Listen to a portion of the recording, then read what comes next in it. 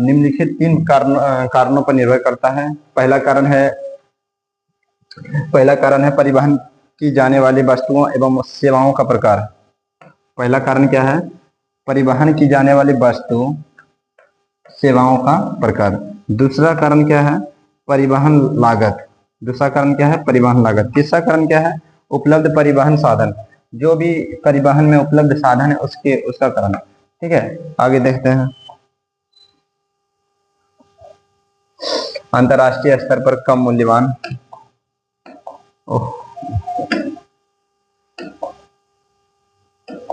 अंतर्राष्ट्रीय स्तर पर कम मूल्यवान तथा भारी वस्तुओं के परिवहन के लिए जल परिवहन को प्राथमिकता दिया गया है।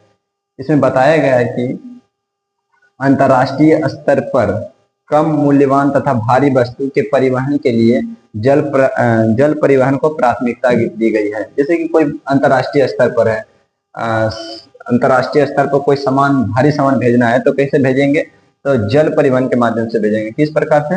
जल परिवहन के माध्यम से भेजेंगे। ठीक है, फिर आगे बताए गए पॉइंट में कि अधिक मूल्यवान तथा शीघ्र खराब होने वाली वस्तु तथा हल्की वस्तुओं के साथ साथ यात्री परिवहन के लिए वायुयान यातायात परिवहन सेवाओं को प्राथमिकता दी गई। जैसे कि कोई ऐसा वस्तु है जो बहुत ही जल्दी खराब होने वाला है और हमको जल्दी पहुंचना है, तो किस माध्यम से हम परिवहन करेंगे? तो जहाज के माध्यम से हम बहुत ही कम समय में अपने स्थान पर जा सकते हैं। तो बताया गया इसमें कि अधिक मूल्यवान और शीघ्र खराब होने वाली वस्तु तथा हल्की वस्तुओं के साथ साथ यात्री परिवहन के लिए वायु परिवहन सेवाओं को प्राथमिकता दी गई है। ठीक है, फिर आगे पॉइंट में देखते हैं। कम दूरी, क्या बोल रहा है?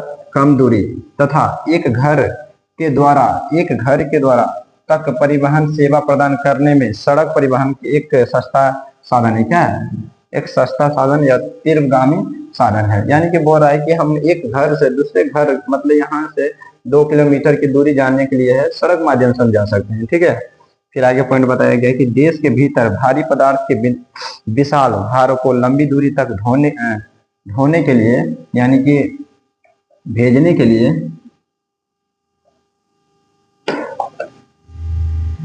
ठीक है, भेजने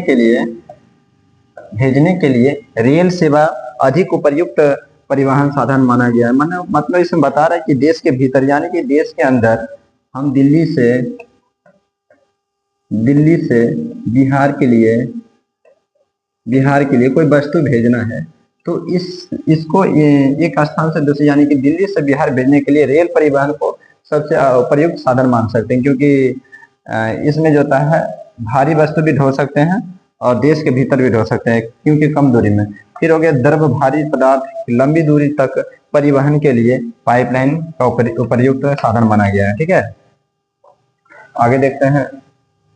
पहला नंबर में है कि स्थल परिवहन। ठीक है, स्थल परिवहन यानी कि सड़क पर चलने वाली गाड़ी के बारे में बता रहा है। तो स्थल परिवहन तो वैसा परिवहन जो स्थल पर चलता हो, यानी सड़क के माध्यम से चलता हो, उसे बोलते हैं स्थल परिवहन।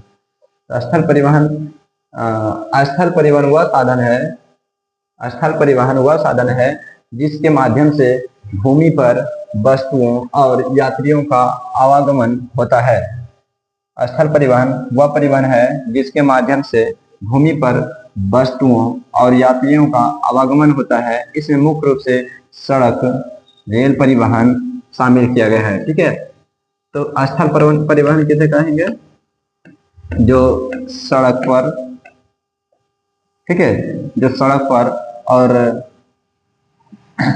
पर चलता हो, जैसे हो गया है गाड़ी, साइकिल, ETC कर देते हैं। बहुत सारा जो होता है, जैसे कि ये सब जो होता है दिखाई दे रहा है, ट्रक हो गया है और ये हो गया है कार हो गया, ये सब जो होता है सड़क पर चलने वाली है, सड़क पर। फिर हो गया रेल परिवहन। तो रेल परिवहन भी स्थल परिवहन है, स्थल पर चलता है रेल परिवहन, जैसे ट्रेन इस पर चलता है, मेट्रो चलता है, तो ये सब हो गया है रेल परिवहन। रेल परिवहन और सड़क परिवहन क्या है? स्थल परिवहन। ठीक है, तो आगे पॉइंट में बता रहा है कि परिवहन में क्रांति 18वीं शताब्दी में भाप के इंजन के आविष्कार के बाद आई। ठीक है, परिवहन में क्रांति 18वीं शताब्दी में भाप के इंजन के आविष्कार के बाद आई अंतर्दहन इंजन आविष्कार से सड़क की गुणवत्ता और उन पर चलने वाली वाहन के संदर्भ में सड़क परिवहन को क्रांतिकारी लाई गई है। ठीक है, कब? 18वीं शताब्दी में। ठीक है, भाप इंजन के आविष्कार के बाद। उसके बाद आगे देखते हैं सड़क परिवहन। ठीक है, तो सड़क परिवहन क्या है? एक स्थल परिवहन है। सड़क परिवहन क्या है? एक स्थल परिवहन है। तो इसमें बताया गया है कि सड़क परिवहन क्या है। तो सड़क परिवहन वह साधन है, सड़क परिवहन वह साधन है जिसके माध्यम से सड़कों पर वस्तु और यात्री का आवागमन होता है, यानी कि आना जाना होता है। इसमें विभिन्न प्रकार की कारें, बसें, ट्रक, मोटरसाइकिल, साइकिल इत्यादि सेवा जो जाता है प्रदान की जाती है। ठीक है, इधर दिखाई दे रहा है कि ये सड़क है, एक यहाँ से सड़क आया है और फिर एक सड़क इधर से निकला हुआ है, फिर एक सड़क इधर से निकला हुआ है, जिस पर जो होता है बड़ा बड़ा ट्रक, गाड़ी, छोटे कार, छोटे गाड़ी, फिर एक साइड आने वाला, एक साइड जाने वाला, ये सब जो होता है गाड़ी चल रहा है किस पर? सड़क पर। तो सड़क परिवहन वैसा साधन है जिसके माध्यम से सड़कों पर वस्तु एवं यात्रियों का आवागमन होता है, यानी कि आन जान होता है, उसे बोलेंगे सड़क परिवहन। ठीक है, और आगे पढ़ने में बताया कि खेत खलिहानों से कारखाने तक एवं कारखाने से निर्मित माल बाजारों तक व उपभोक्ताओं के द्वार तक सड़कों द्वारा ही पहुंचाया जाता है। यानी कि खेत से कोई सामान भेजना है कारखाना, ठीक है, यानी कि खेत में उपजाए धान, ठीक है, धान को भेजना है किसमें? कारखाना के पास भेजना है, कारखाना के पास। तो किस माध्यम से भेज सकते हैं?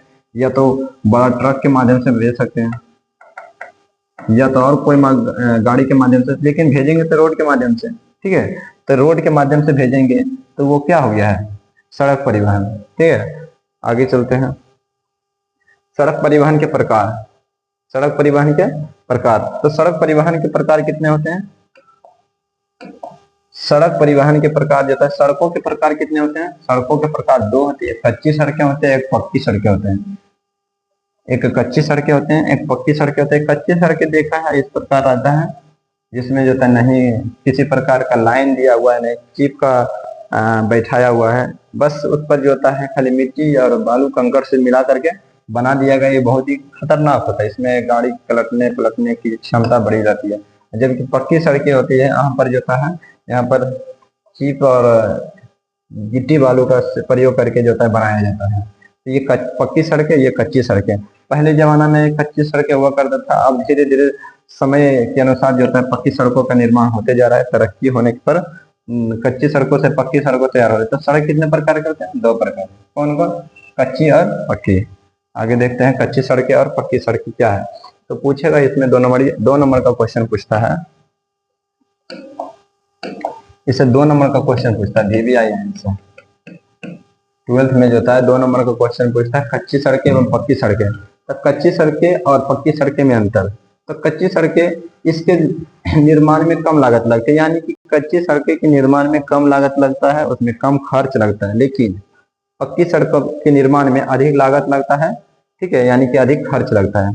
पहला पॉइंट में लागत कम लगता है, क्या होता है? लागत कम लगता है कच्ची सड़कों में, और पक्की सड़कों में अधिक लागत लगता है।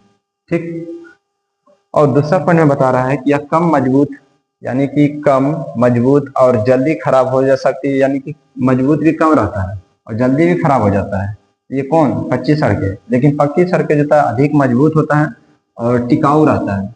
ठीक है, टिकाऊ रहता है और बहुत दिन तक चलता है। फिर तीसरा पॉइंट में नियमित और अधिक रख रखाव की आवश्यकता होती है। इस पर मतलब ध्यान देने की आवश्यकता रहती है। कच्ची सड़कों पर नियमित रख रखाव और उस पर पानी का छिड़काव, कहीं कंकड़ गिरे ज्यादा मात्रा में छिटावे नहीं, उसका पर देखभाल किया जाता है। लेकिन इसके लिए जो तक कम रख रखाव की जरूरत होता है, इस पर उतना रख रखाव नहीं, एक बार बन गया रोड तो वो अपना काम कर रहा है। चौथा पॉइंट में बता रहे हैं, इन सड़कों में यात्रा जो होता है असमतल और असुविधाजनक होता है। असमतल और असुविधाजनक जैसे तैसे आ जा सकता है, लेकिन इसमें समतल होता है। समतल यानी कि जो होता है बराबर रहता है, और इसमें तेज और अधिक